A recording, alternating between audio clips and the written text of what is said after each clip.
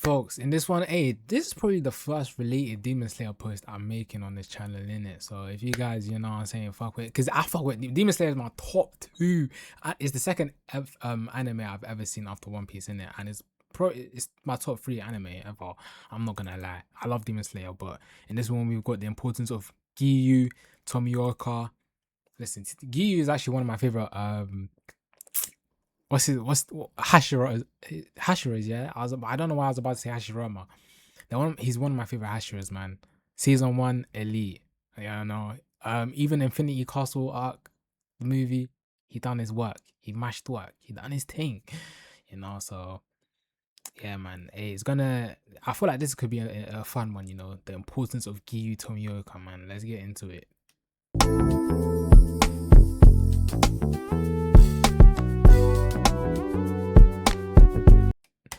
The Hashira, you'll probably think of names like Rengoku, Tengen, or even Mitsuri. But the truth is, none of their stories matter without Giyu Tomioka. Despite looming in the background both narratively and literally, without him, Demon Slayer ends before it begins. But that's just the beginning. Exactly. Today we're not only going to talk about why Giyu's so important to the plot, but why he's an interesting character in that world too. You have to remember, he's the first Hashira we see. Like the others, he comes off as an asshole at first. He wants to kill Nezuko right then and there. Bro, literally, Demon Slayer wouldn't have not been a thing. Never been a good demon he's heard of, but the worst moments of his life were caused by them. Oh, and the person pleading for him not to is a kid obviously trying to save his sister. Not exactly impartial. Yet, it's arguably the most important decision of the series, to kill or not to kill. But here's where Giyu stands out. Even though logic tells him to strike her down, emotion tells him something else. This decision isn't random, it's rooted in his past, and once you learn that, you realize why the choice he makes defines his story too.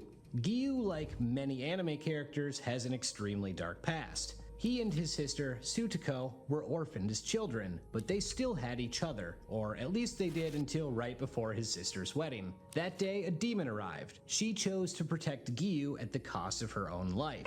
She died so that her little brother could live. This is why Giyu decides to spare Nezuko. When he sees Tanjiro, he sees a sad, scared, weak boy. In other words, he sees himself. It's why the most stoic of the Hashira shows legitimate anger here. He's pissed because he's being reminded of his past failures. As you'll see throughout this video, Giyu a W man, ain't gonna lie. Himself, and that's why he's projecting. He was one of the first Hashira. No, he was the first Hashira we see. But he's the coldest in my opinion, if you ask me. Him and Rengoku, and say your heart blazing and fuck you talking about. If that were all, I don't know if he makes the decision he does. It's Nezuko, even as a demon, protecting Tanjiro that really hits home. When he looks at her, he's reminded of how his sister protected him. How could he possibly strike her down now? So he lets her live. And while this highlights part of his importance to the story, he's literally the reason the series continues. Well, you're talking about like Giyu, bro. I'm actually disappointed Tanjiro, he didn't stick with the water breathing technique, man. Like, where is he now? Is he like sun breathing or fire now? Like, I'm actually so disappointed. Like, I wanted him to fuck that one out. Fuck. It's not all of it. The more we learn about his past, the more we understand his character and why he's so integral to the series. After he lost his sister, Giyu tried to tell others what happened, but around those parts, demons were considered a myth, like unicorns or John Cena. No one believed him. John Cena's a myth. You wildin', bro. Who's this? Forgot to shout him out as well. Hey, shout out Gallon Burger One. But hey, listen, John Cena is not a myth, bro. You talking about the WWE GOAT. Which mouth, what? Nah, maybe Roman Reigns. That's a conversation for another day. But he escaped. Life on his own. John Cena ain't no myth. But he was saved by a man named Urokodaki, the same man Giyu sends Tanjiro to train under years later. This is where things in his life began to pick up. He met Sabito and they became quick friends. Together, they trained under Urokodaki to become demon slayers. But it became clear that he couldn't measure up to Sabito's talent. That, and he never did quite get over the death of his sister. Do you guys want to know what Giyu and Sabito reminds me of? It reminds me of what's their names? Shisui and Itachi. serious That's who they cases remind of me. Like, do you guys think that's a stretch? Or nah, I didn't see much. I need to get back in my books. Yeah, okay, I'll get back in my books. But yeah, I was thinking about it, you know, survivors because killed. Sabito, he was he was the one that held the most talent in it, and he was getting glazed, like, you know, he was the guy with elite potential. And then what's his name? Giyu was the one that was like, you know, he alright, he's standard, you know, he's gonna go far, but he wasn't as talented as Sabito. When Giyu Sabito was like the expressed that golden he child. might be better He was off like the dead, Lamine Yamal. Sabito pimp slapped him and told him his sister's sacrifice would have been for nothing if he were to die. Then came the Demon Slayer Core final selection, which they attended together. Basically, it's their version of finals, except with lower stakes, you know, like death. As soon as it began, things turned dark. Giyu was incapacitated immediately and needed Sabito to save him. It only took one demon to sideline him for the rest of the exam. Meanwhile, Sabito went and killed every demon he faced. Well, all but one, because that demon killed Sabito.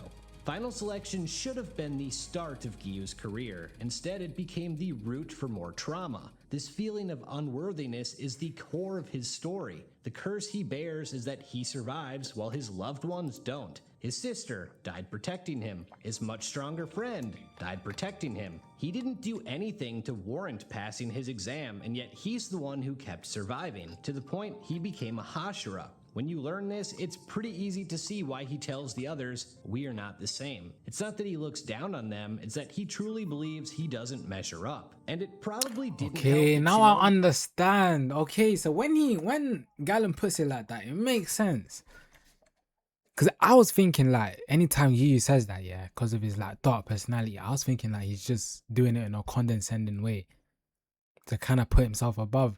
But now when we look at, you know, his story with his sister, Sabito, how that ended, how he keeps living, he feels like it's like in a way imposter syndrome. He feels like he shouldn't be there. It makes sense. It makes sense. who told him no one liked him and that him not knowing this was embarrassing. Not the best thing for one's ego, but clearly she's not looking at the popularity polls.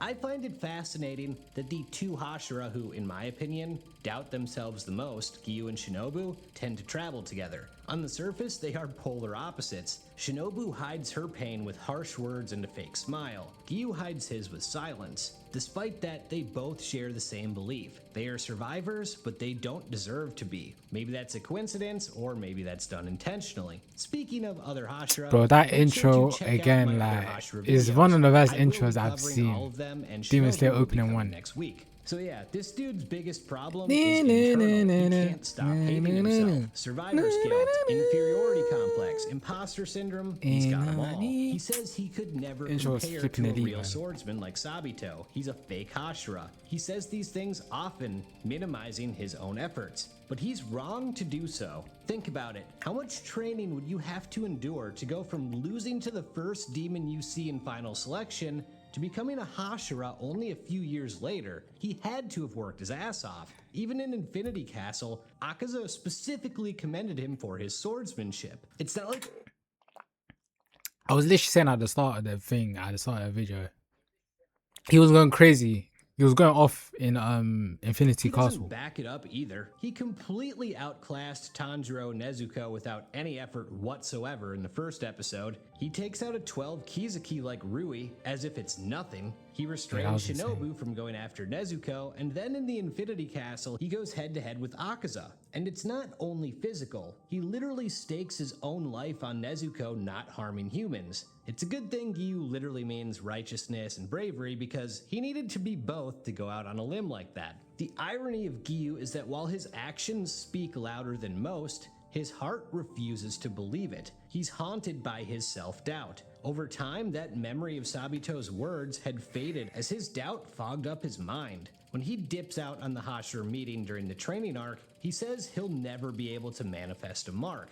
Ubuyashiki tells us Giyu puts himself in a negative state of mind. He is his own worst enemy, and it makes sense that he'd be so antisocial. They usually play it off for laughs, and I'll admit, I enjoyed when he tells Akaza he's not interested in small talk. That inability to open up to others is why he doesn't seem particularly close with any of the other Hashira. I mean, look at how he talks about them. Basically, his feelings for them are completely dependent on how often they talk and whether they initiate it or not. This distance between them is why none of them went after him when he dipped out. So it's really cool that Tanjiro is the person who gets him to move forward. While the others let him be, Tanjiro is persistent. It's annoying to him. W but it's Tanjiro, man. exactly Shout my what nigga he Tanjiro, man. needs. Hey, Someone to after push Luffy, through his that's the best main barriers, character in because anime Tanjiro history. is Asta literally might one have of something his to say, success but those stories. three guys Without are, you know Giyu's what I'm saying, they're judgment the creme call, de la creme. Tanjiro wouldn't be there. How can you deny your worth when someone you saved tells you how worthy you are? Especially when they are also carrying on the will of someone who passed away for them. Rengoku. Tanjiro is living for Rengoku's Set your sake, heart just ablaze. like Giyu is living for his sister and Sabito. That's why he I know that's why he apologizes picked up like the afterwards. sun breathing or He'd the gotten fire breathing so in technique, his but own head that I would he'd have wished, forgotten what's I would have truly loved it important, if even though Tanjiro he was sticked with the wearing water his breathing. I purpose don't the know, I just entire feel like the time. water His breathing. attire is literally more cool. half of Sabito's and his sister's. As always, there are thematic reasons why characters use the breathing forms that they do. For Giyu, like water, he's calm and gentle. The water Hashira is a particularly special position too. There's always a flame pillar and water pillar in the core for balance. He and Rengoku, the water and flame Hashira, both mentor Tanjiro, which reflects this balance. It's not only symbolic, it shows up in his fighting style. It's worth noting that Giyu is an incredibly versatile fighter. Despite the fact that he doesn't even enjoy fighting, all it's ever brought him is pain, he's not only able to master 10 different breathing forms, they all serve different purposes: powerful strikes and quick strikes, direct blows and furies of them. No, Once Giyu is the actually one of the breathing best, like, balance or he's one of the best Hashiras in combat. And his when he's in combat, it's actually enjoyable. or not, one's meant for defense. He can do it all. He even created an 11th form, his most powerful one, Ready to master AI? You'll get AI skills employers are looking for. Enroll today. and how fitting is it that it also requires the least amount of effort? As impressive as his skill set is, it's the meaning behind it that makes him stand out. The best thematic element of his character comes from the fight against Akaza. This is the visual representation of his redemption. It's not just a Hashira versus an upper rank, it's a mirror image of his final selection.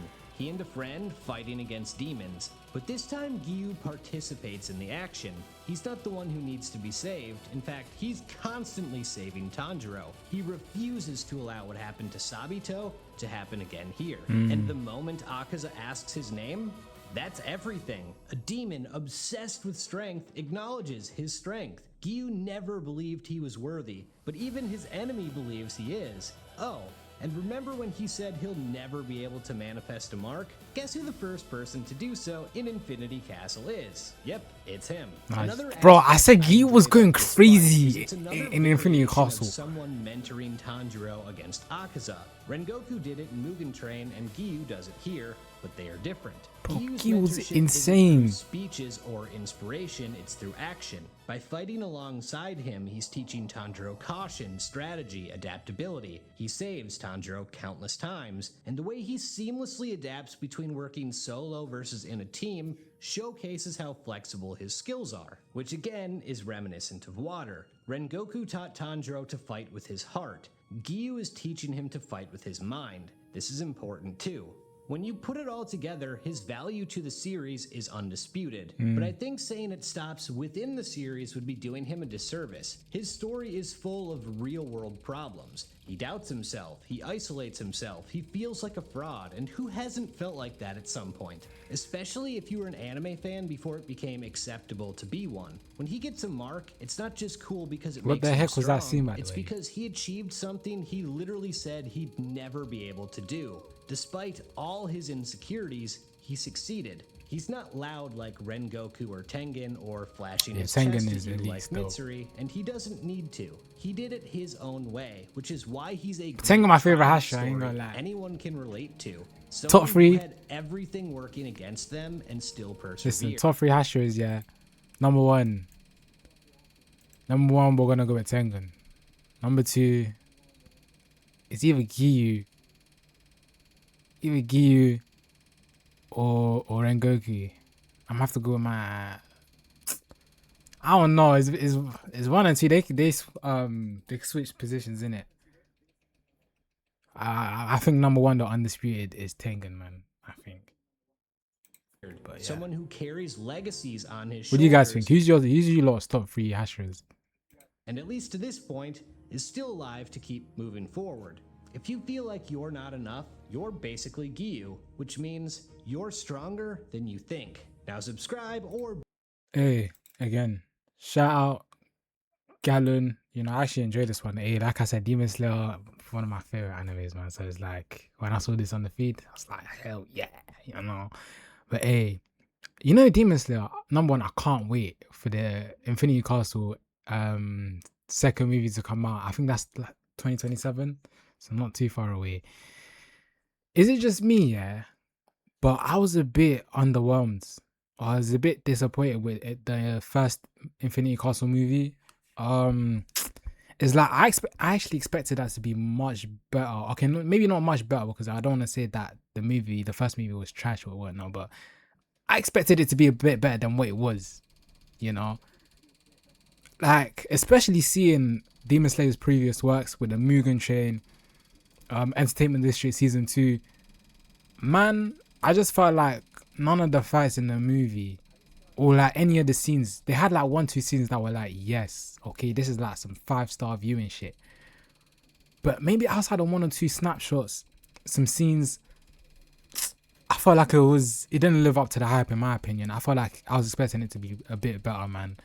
None of the fights were on the level of what's his name, Rengoku vs Akaza, Mugen Train, or Tengen Uzi in the Entertainment District. None of them were at that level, and Demon Slayer was a movie in it. I was expecting them to take it up a notch.